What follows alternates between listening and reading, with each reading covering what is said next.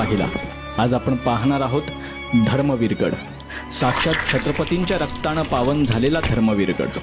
हे रक्त होतं त्यागाचं, धर्मरक्षणाचं आणि संपूर्ण समर्पणाचं।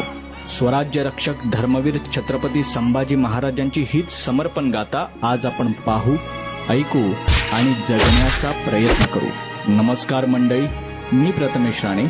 या फितुरीच्या काळ्या डोहात मर्दुमकीची नाव देहत्यागाच्या काठ्यांनी वल्लवत शंभू राजांनी ज्या ठिकाणी धर्म जिवंत ठेवला, त्या धर्मवीर गडावर तुम्हा सर्वांचं स्वागत करतो।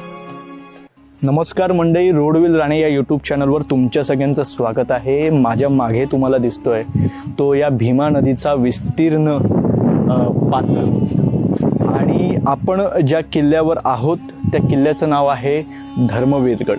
अर्थात यापूर्वी गॅजेटनुसार या गडाला म्हटलं जातं पेडगावचा भुईकोट किल्ला।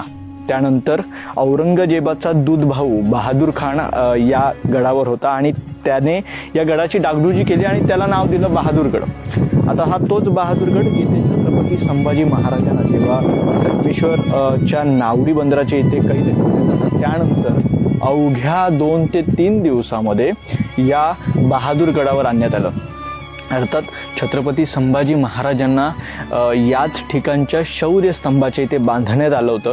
आपण ज्या ठिकाणी उभे आहोत तो आहे राजदरबार, आणि याच राजदरबाराच्या पुढच्या भागात बसून औरंगजेबाने त्यांना ते 3 प्रश्न विचारले होते, आणि ते 3 प्रश्न अर्थात काय ते आपण व्हिडिओमध्ये ऐकणारच आहोत।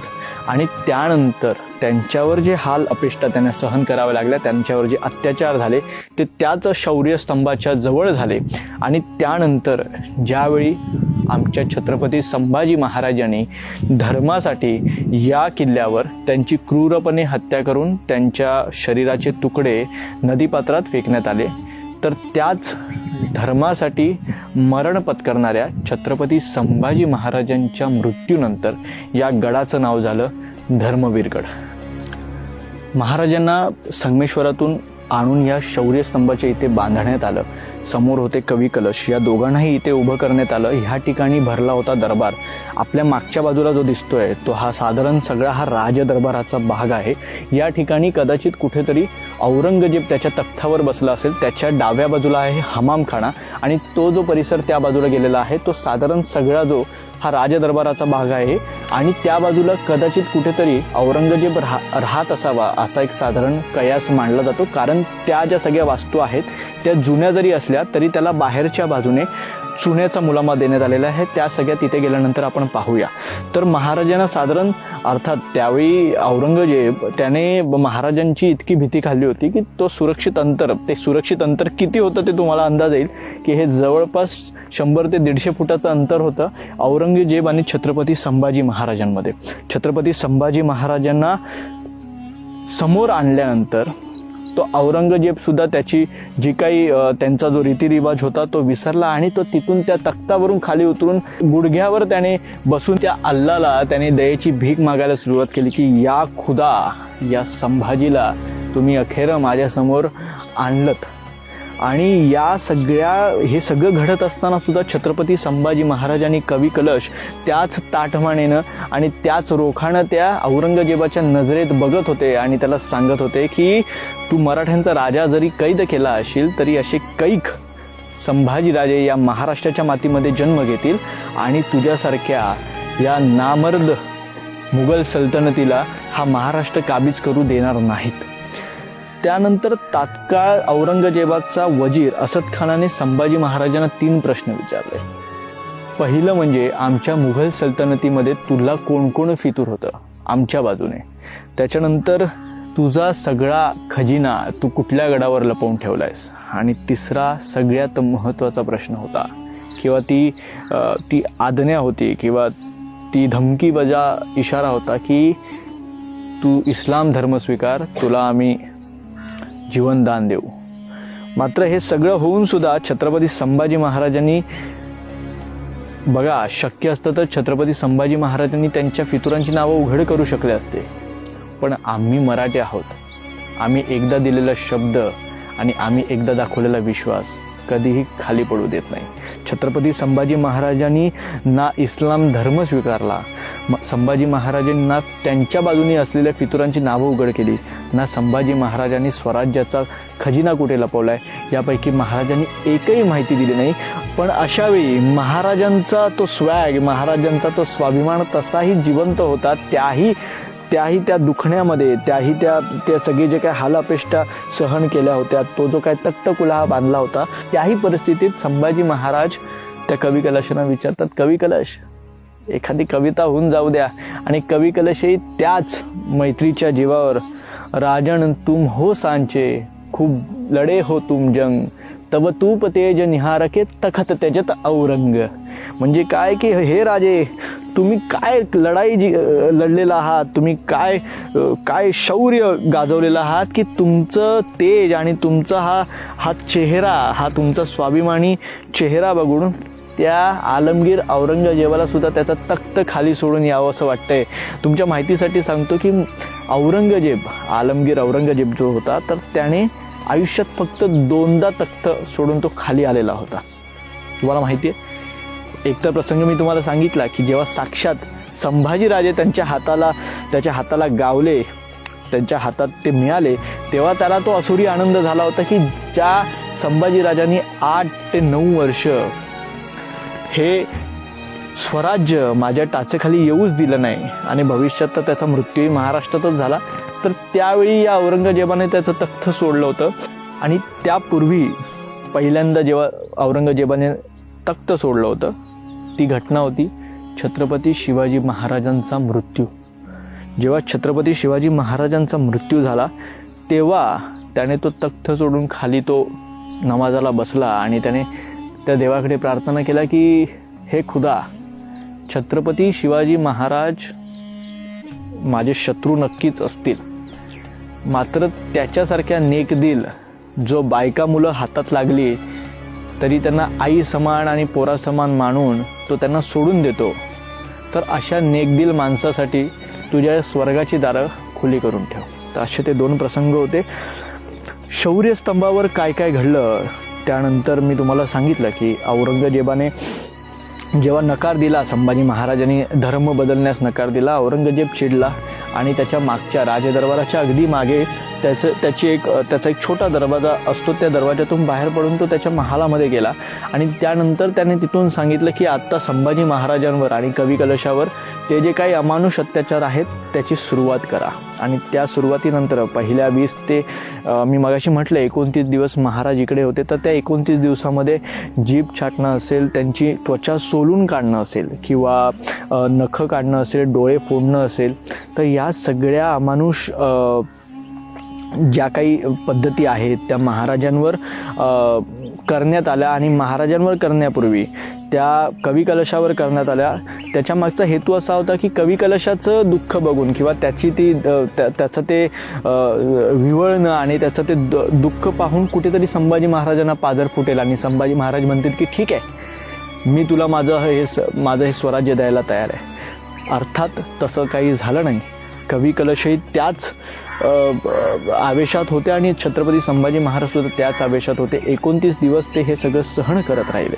राजदरबाराची ही वास्तू आपण जर पाहिलात तर हा साधारण इकडं हा पूर्ण राजवाडा आणि इथे कदाचित त्याचं ते जे तख्त वगैरे असेल तर ते साधारण इथे कुठेतरी असू शकतं. आणि समोर महाराज उभे होते आणि इथून लगेच त्याच्या तख्ताच्या मागे जाण्याची कदाचित इकडे कुठेतरी तो दरवाजा असू शकतो आणि हा त्याचा महाल असू शकतो. त्याचे काही अवशेष उरलेले आहेत ते आपल्याला पाहायला मिळतात.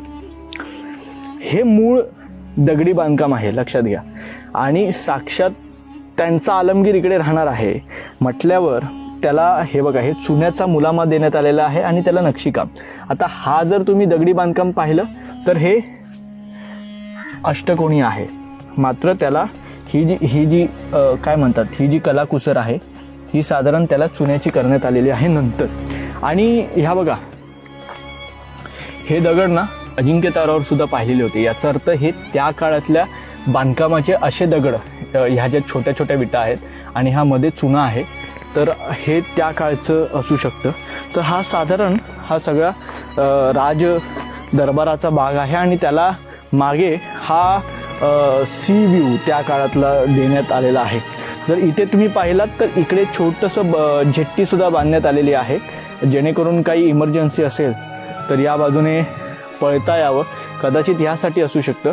या बाजूला जर तुम्ही गेलात तर पुन्हा मी म्हटलं तसं फक्त अवशेष तुम्हाला पाहायला मिळतील, वेगवेगळ्या खोल्यांचे अवशेष आहेत. पलीकडे हे सगळं माळरान आहे, ही सगळी वास्तू पडलेली आहे.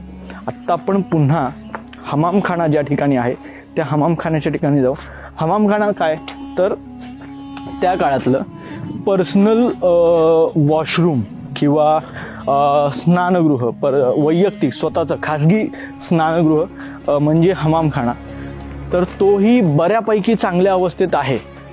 इकडून वर जाण्याची व्यवस्था करण्यात आलेली आहे, पायऱ्या पण तुम्ही पाहू शकता. हे थोडं पडझड झालेलं आहे.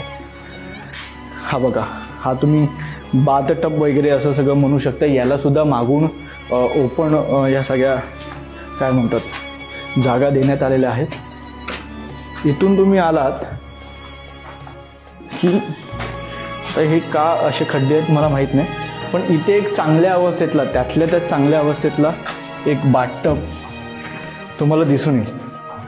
हा बघा, हा बाथटब आहे आणि याला खाली उतरण्यासाठी सुद्धा अशा पद्धतीने ही सोय करण्यात आलेली आहे.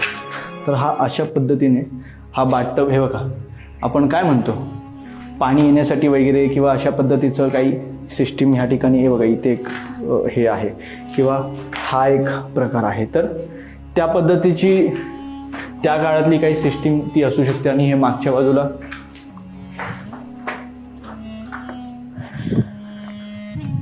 अशा पद्धतीने हा जो परिसर आहे तो तुम्हाला दिसत असेल, भीमा नदीचा हा विस्तीर्ण परिसर. तर इथून आता आपण बाहेर पडूया. तर ह्या प्रमुख काही जागा होत्या ज्या आपण पाहिल्या. हे बघा इथे कदाचित हे पाणी गरम करण्याची वगैरे जागा कदाचित असू शकते आणि व्हेंटिलेशनसाठी वरती तुम्हाला 2 हे देण्यात आलेले आहेत होल. त्यानंतर या बाजूला सुद्धा खाजगी काहीतरी जागा असू शकते, कारण त्याचा एंट्रन्स तर दिसत नाहीये कुठे.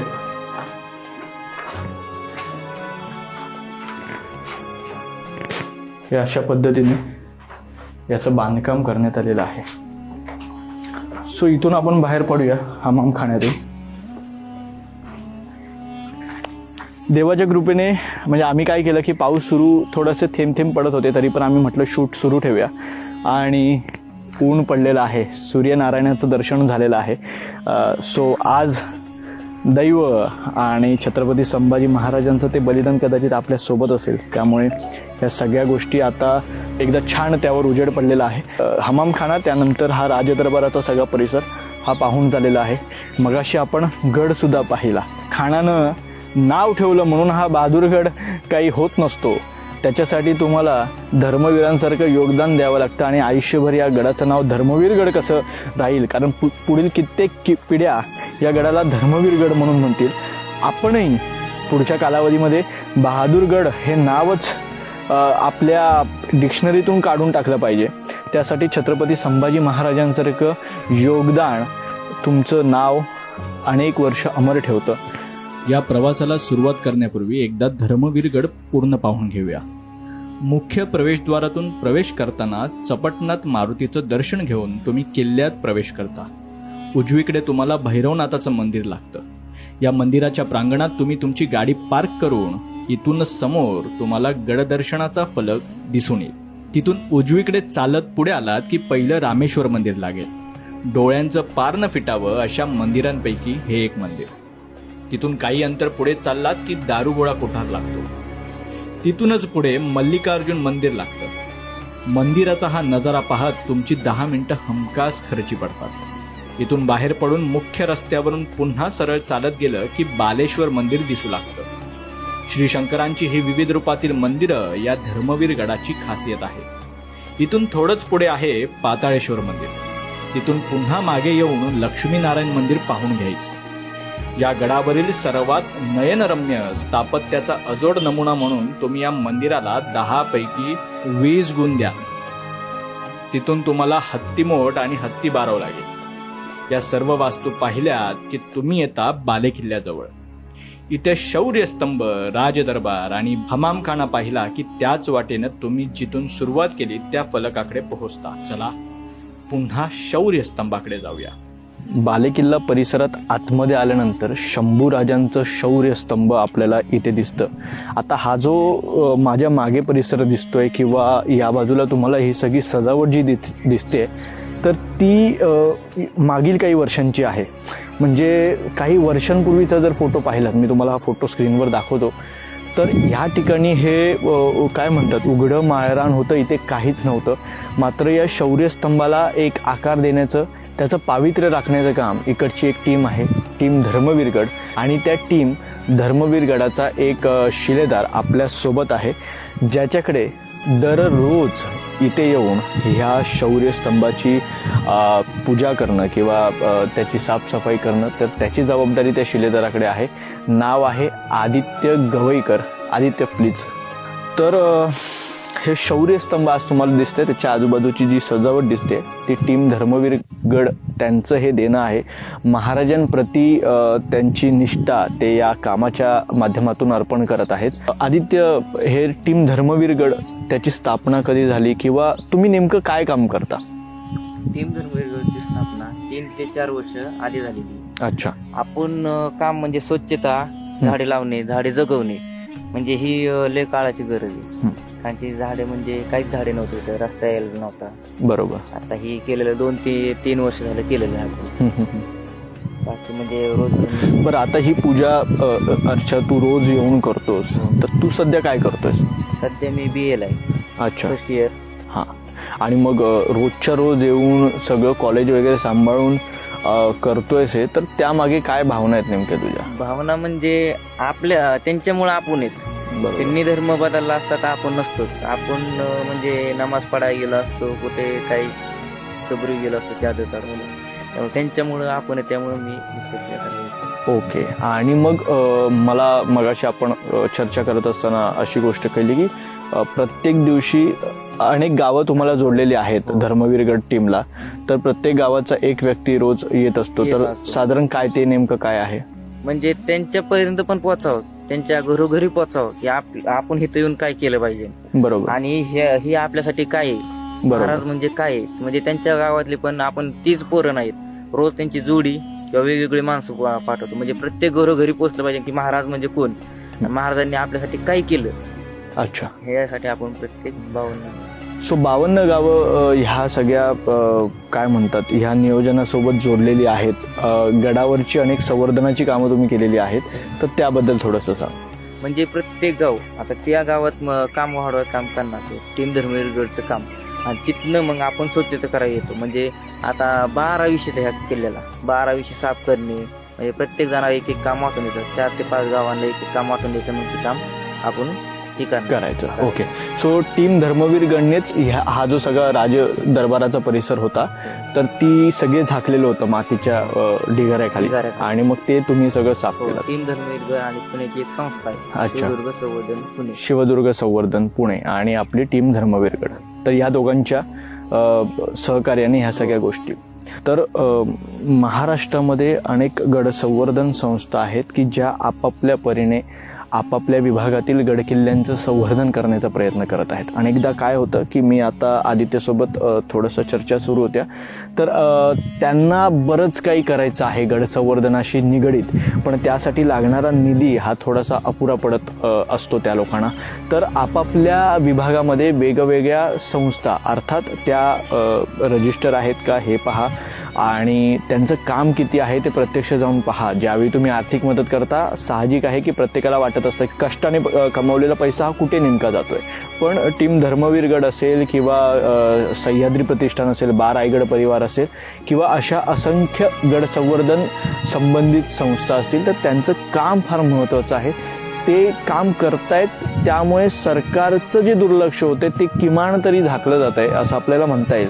तर या संस्थांचे आर्थिक हात होण्याचं काम आपण केलं पाहिजे. कारण धर्मवीरगड म्हटल्यानंतर साक्षात संभाजी महाराजांना ज्या ठिकाणी बांधलं गेलं होतं तो शौर्यस्तंभ आपल्या समोर आहे, आणि उघड्या माळरानावर जर तो असाच पडून खितपत पडलेला आहे, तर तो संवर्धन करणं त्याचं आणि तिथे त्या आठवणी जागवणं आणि त्या आठवणींमधून काहीतरी शिकणं ही आपली जबाबदारी आहे. त्यामुळे अशा संस्थांचा आर्थिक हात व्हा एवढंच आव्हान आहे.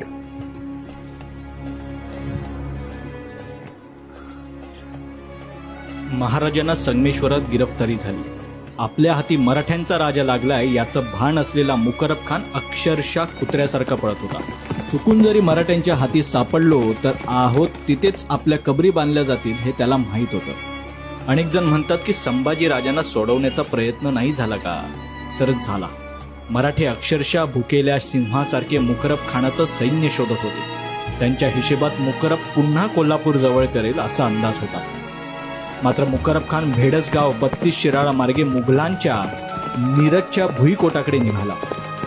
जसा खान 32 शिराळ्यात पोहोचला तसा तो निर्धास्त झाला, कारण इथून चहूबाजूनी मोगली ठाणी होती. आता लाखोंच्या गराड्यात हजारभर मावळे कसे लढणार होते.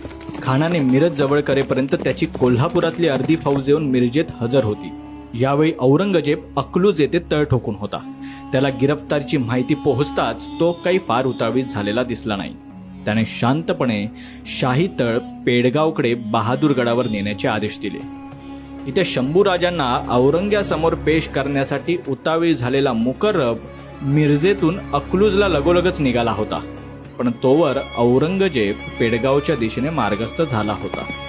अकलूजला शाही फौजेतले मागे राहिलेले हजारो सैनिक मुकरब खानाच्या सैन्याला मिळाले.